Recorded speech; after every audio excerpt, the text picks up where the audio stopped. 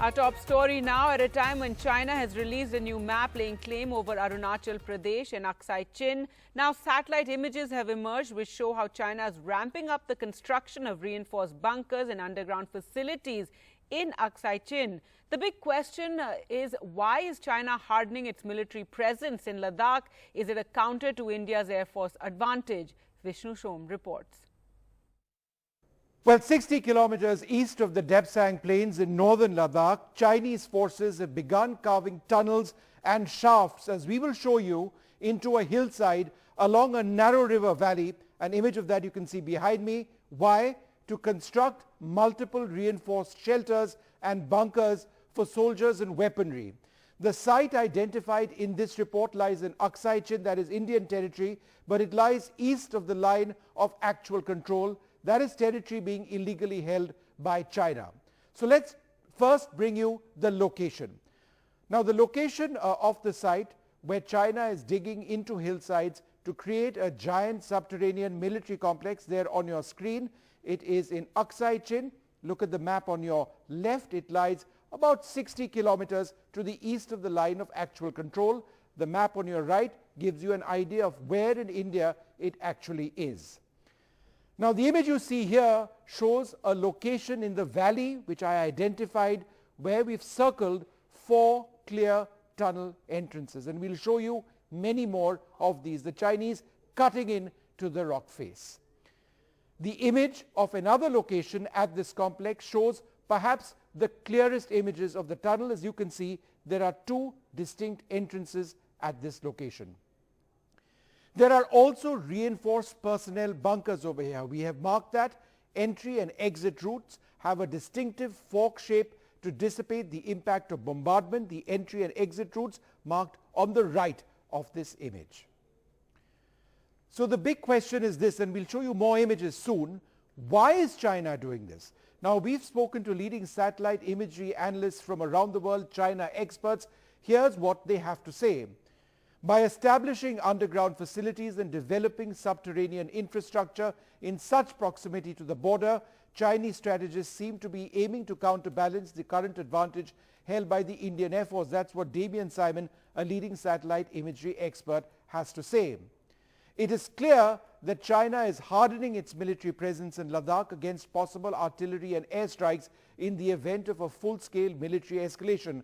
That's what Simtak, the chief military analyst at Force Analysis, says. One more reaction. China's creation of permanent bunkers and other fortifications in Aksai Chin meshes with its border intransigence, with no sign that it is willing to climb down to some extent to end the extended military standoff with India, says Brahmachalani. But what we can now actually do is bring you more detailed images of what we are talking about. First up, here are images of several structures built in the area in addition to the tunnels that we've described. So there are literally dozens of structures, not just the subterranean component that we spoke about, but also dozens of structures built above the land.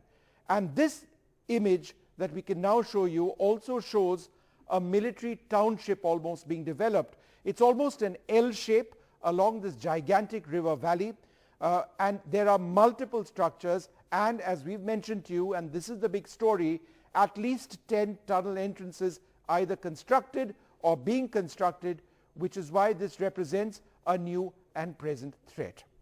Now the entire issue of Aksai Chin, where this site is located, and the river valley I was referring to is what is actually the image behind me. The issue of Aksai Chin again came up in the last 48 hours with China releasing the latest edition of its so-called standard map, which includes all of Aksai Chin and Arunachal Pradesh as part of its territory. In an exclusive interview to NDTV's Sanjay Pugalia yesterday, the Foreign Minister of India, Dr. S. Jaishankar, rubbished those claims, which he said were a repeat of what Beijing has been saying in the past as well. China has even in the past put out maps which claim the territories which are not China's, which belong to other countries. This is an old habit of theirs. It is not something which is new. It started in the 1950s. So just by putting out a map claiming territories, some of which are part of India, I think doesn't make that. I mean, these are very much part of India. So I would say, but I would not relate the two countries. I think we are very clear. We are very clear what our territories are. This government is very clear about what we need to defend our territories. You can already see that on our borders. I think there should be no doubt about that. Just making absurd claims doesn't make other people's territory yours. Let's be very clear on that. Now the big political story tomorrow in Mumbai, the India National Developmental Inclusive Alliance, that's India, will hold its third meeting. Several key decisions expected, like the grouping's logo, a coordination committee, as well as the seat sharing formula. Today at a press conference, the Maha Vikas Aghadi Alliance claimed that 28 parties are now part of the grouping. That's up from 26. And an Ajaib at the centre said the price of gas cylinders was brought down by the government just ahead of this third meeting. Several leaders have already arrived in Mumbai for the meeting tomorrow. In fact, in a display of bonhomie, we saw Mamata Banerjee, the West Bengal Chief Minister, tying a rakhi to Uddhav Thackeray. Today is Raksha Bandhan. Here's a report.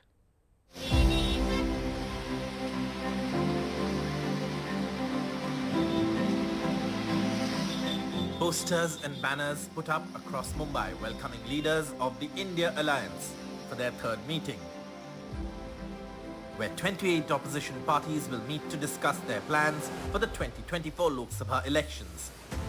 The united opposition is expected to draft its common minimum program, and a 11-member coordination committee could also be named. हमारी तीसरी meeting होने जा रही है और आज ही gas cylinder के दाम 200 रुपए से कम हो गए।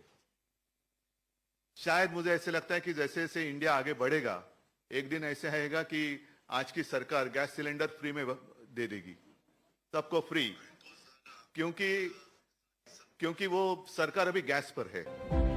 The question of opposition unity too needs to be settled. For instance, there is speculation whether the Shiromani Akali Dal, which counts both the Congress and the Aam Aadmi Party as opponents in Punjab, will attend this meeting, or whether they can be brought on board. हमारे साथ केजरीवाल है, पंजाब की हुकूमत उनके हाथ में है, Congress party की वहाँ नीति अलग है, और इसलिए हम जिससे हमारे डिफरेंसेस बढ़ेंगे ऐसा काम कुछ नहीं करेंगे। The responsibility of arranging the India meeting in Mumbai has been divided between the three parties of the Maha Vikas Aghadi Alliance, and the leaders of the MVA Alliance want to give their own example to the leaders of the India Alliance on how the parties with different ideologies can come together and form the government. In Mumbai, with camera person Rajendra Dayalkar, Sohit Mishra, NDTV. And there have been several challenges for the India grouping and many reasons for divisions. One of the challenges is having too many prime ministerial hopefuls. Though Uddhav Thackeray hit back claiming multiple PM candidates is a good thing, he said the BJP has only one. आप मुझसे पूछेंगे तो मैं तो चाहूंगी अरविंद केजरीवाल जी हो प्रधानमंत्री के उम्मीदवार भी, और जनता के मुद्दे उठाते हैं, लगातार एक चैलेंजर की तरह वो उभरे हैं, देखे जा सकते हैं प्रधानमंत्री मोदी के आगे। प्रियंका जी को कहना चाहिए अरविंद केजरीवाल जी के लिए, समाजवादी पार्टी की कार्यकर्ता होते हुए मैं ये कहूँगी कि अखिलेश यादव जी को चेहरा होना चाहिए प्रधानमंत्री का, लेकिन प्रधानमंत्री के चेहरे का निर्णय सभी गठबंधन के इंडिया के दल बैठकर सामूहिक रूप से लेंगे। हमारे पास प्रधानमंत्री बनने के लिए चॉइस बहुत है। सवाल यह है कि भाजपा के पास और चॉइस क्या है? जो 10 साल बैठे थे उन्होंने क्या किया सब लोग देख रहे हैं, सब लोगों ने उनका अनुभव लिया है। News now from Karnataka, and as the Congress completed 100 days in power in the state, the Siddaramaiah government launched their fourth guarantee, the Griha Lakshmi scheme, which offers 2,000 rupees monthly assistance to more than 1 crore women who are heads of their households. NDTV's Pratibha reports from Mysuru, where the event was held.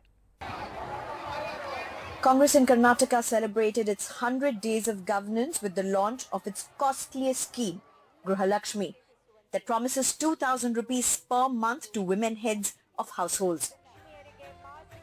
The event was planned at Siddaramaiah's home ground, Mysuru, which was presided by the top brass, including Rahul Gandhi and Mallikarjun Kharge.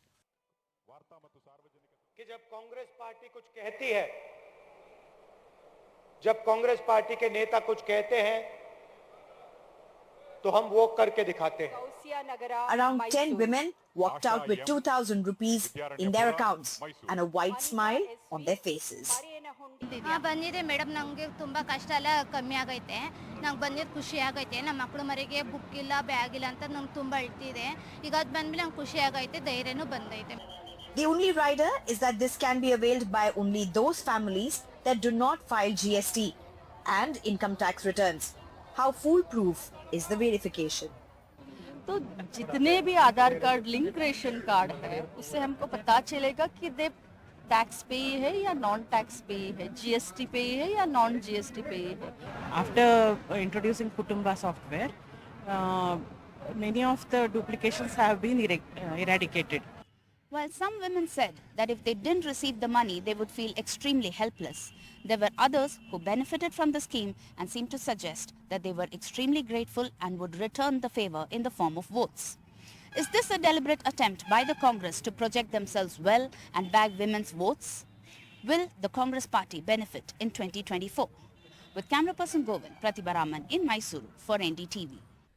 News now from Uttar Pradesh, where Mohit Yadav, a 32-year-old ex-contractual employee of the UP Road Transport Corporation, who was sacked in June after a complaint over a bus being halted for just 2 minutes by him and the driver to allow two Muslim passengers to offer namaz and other passengers to take a break, he has died by suicide. The bus video had gone viral in June and a formal complaint was lodged by some of the other bus passengers. Mohit's relatives say he was depressed and broke at the time of his death. Sacked for stopping a UP government bus on the road for just 2 minutes so Muslim passengers could offer namaz, Mohit Yadav, just 32, and a former UP Road Transport Corporation contractual employee, died by suicide just over 2 months after the incident.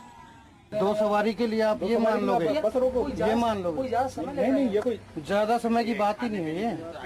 यार भाई उनकी नमाज पढ़ रहे हो तो नमाज में यार क्या दिक्कत है यार आपको यार, हम भी यार हिंदू आदमी ऐसी हिंदू मुस्लिम वाली कोई बात नहीं है. This video shot by a passenger on board the government bus in the Bareilly district shows Mohit, who was the conductor of the bus, trying to reason with a few passengers who were angry over the bus being stopped. After this video went viral and some passengers lodged a complaint, Mohit and the bus driver, also a contractual employee, were suspended. Mohit's contract was subsequently ended. Mohit's salary was 17,000 rupees. After losing his job, he tried to get job in several places but failed.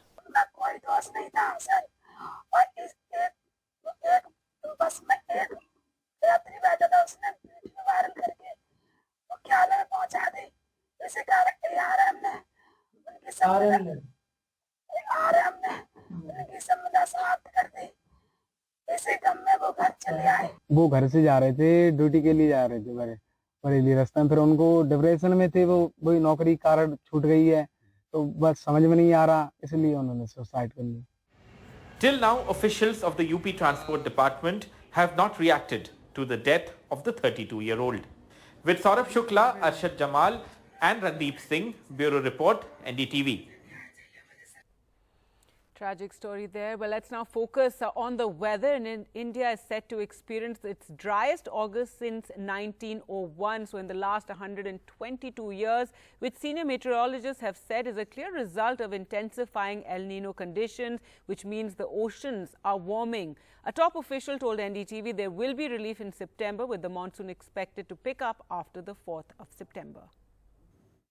A significant decline in monsoon rainfall during the month of August has made it the driest ever August since the Indian Met Department started collecting monsoon rainfall data.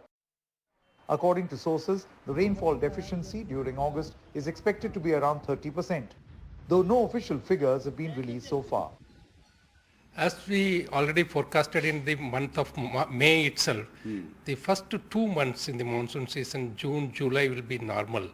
But whereas in the second half, especially in the August and September, it will be less normal because of El Nino impact. Between 1st June and 29th August, during the ongoing southwest monsoon season, the overall rainfall deficiency has reached 9%.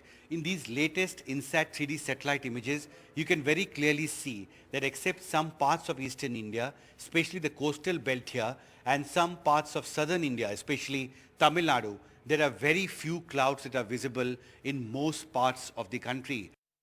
According to the latest data released by the Met Department on the 30th of August, between June 1st and August 30th, Kerala had the highest deficit of 48%, Jharkhand at 36%, Bihar at 26%, Uttar Pradesh at 15% and West Bengal at 13%.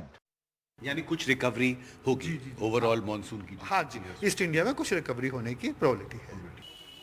The uneven monsoon this year has led to an exceptionally heavy rainfall in some states like Himachal Pradesh and Uttarakhand, while a large part of the country is struggling to cope with a below normal monsoon. With video journalist Manoj Kumar and Himanshu Shekhar Mishra, Bureau Report, NDTV. Now some exciting medical news. Britain's state-run National Health Service will be the first in the world to offer an injection that treats cancer to hundreds of patients in England, which could cut treatment times by up to 3/4. Let's go across to Nayantara for more on this. And Nayantara, a huge breakthrough there. That's right, Gargi. It is big news for medical science and for cancer patients right now. Now that the UK has become the first country to roll out this injection that administers treatment that helps beat cancer in just 7 minutes. It was given the go-ahead by the UK's top health panel and will now be rolled out by the NHS, which is the UK's public health service wing. So how it works is that it uses a drug called atezolizumab, which is usually administered via IV drip, to now in injection form. So the IV treatment that took anywhere between 30 minutes to an hour has now been cut short to just 7 minutes with this injection, cutting treatment time by 3/4. So lung cancer patients, breast cancer patients, liver and bladder cancer patients are eligible for this jab. And in fact, the NHS director has said that this is a very important new step because now patients can spend less time in hospital and simultaneously that frees up chemotherapy units, which allows hospitals to treat more patients. The good news also is that the injection will cost exactly the same as the IV treatment. And both of them use the same drug, as I mentioned previously, which is shown to significantly reduce the risk of cancer recurrence. Back to you. All right. Thanks so much, Nayantara, for joining us with those details. In other news, the Chess World Cup silver medalist R. Pragnananda returned to India amid a rousing welcome. Fans celebrated the Indian chess prodigy's return by waving the Indian flag and banners that read World Cup runner-up. Pragnananda, who looked overwhelmed, said that he felt great after the reception and added that it's good for chess in India. All India Chess Federation representatives were present at the airport along with his family to welcome India's rising star. He also met with Chief Minister Stalin.